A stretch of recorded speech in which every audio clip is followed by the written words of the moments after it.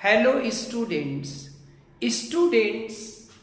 यहाँ पर हमने दो इंग्लिश के सेंटेंस लिखे हैं। आप देख सकते हैं, पहला है he is the teacher of English, दूसरा है he is the teacher in English.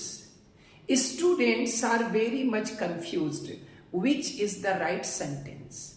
Students इन दो सेंटेंस को लेके बहुत ज्यादा कंफ्यूज होते हैं। वो नहीं समझ पाते हैं कि ही is the teacher of English अर्थात जो ऑफ प्रीपोजिशन है ये करेक्ट है, या ही is the teacher in English या जो इन प्रीपोजिशन है ये करेक्ट है।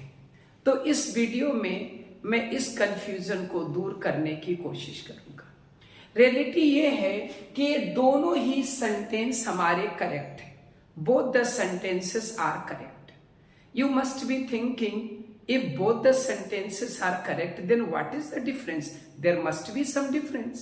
हाँ, ये सही बात है कि इन दोनों sentences में थोड़ा सा अंतर है, और उसी अंतर को आज मैं इस वीडियो के द्वारा आप लोगों को बताऊंगा। देखिए, he is the teacher of English. इसका मतलब ये हुआ कि he is the teacher who teaches English subject। अर्थात जब हम ऑफ को लगाते हैं तो इसका मतलब है कि एक व्यक्ति टीचर है और वो इंग्लिश सब्जेक्ट को पढ़ाता है। ध्यान रखिएगा, इंग्लिश सब्जेक्ट को पढ़ाता है। अगर हम दूसरा सेंटेंस लें, he is the teacher in English, इसका मतलब ये है कि कोई टीचर है, वो कोई अन्य सब्जेक्ट पढ़ाता है। वो हो सकता है वो फिजिक्स पढ़ाता हो, हिस्ट्री पढ़ाता हो, केमिस्ट्री पढ़ाता हो, लेकिन इंग्लिश का मतलब यहाँ है इंग्लिश लैंग्वेज। तो इसका मतलब होगा ही is the teacher who teaches another subject in English language. तो स्टूडेंट्स, दोनों ही सेंटेंस ठीक है।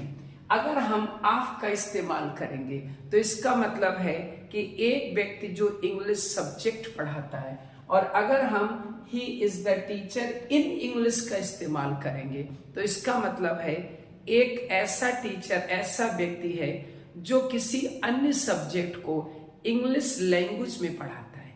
तो आई होप, आशा करता हूं कि आप लोगों का ये जो डाउट है ये क्लियर हो गया होगा, क्योंकि बहुत सी बुक्स में कहीं पे ऑफ दिया हुआ है, कहीं पे इन दिया हुआ है। तो दोनों ही सेंटेंस करेक्ट है। बस इतना ध्यान रखिए, जहां पे ऑफ लगा होगा वो इंग्लिश सब्जेक्ट के लिए आएगा, जहां पे इन लगा होगा वो इंग्लिश लैंग्वेज के लिए आएगा। ठीक है, थैंक यू।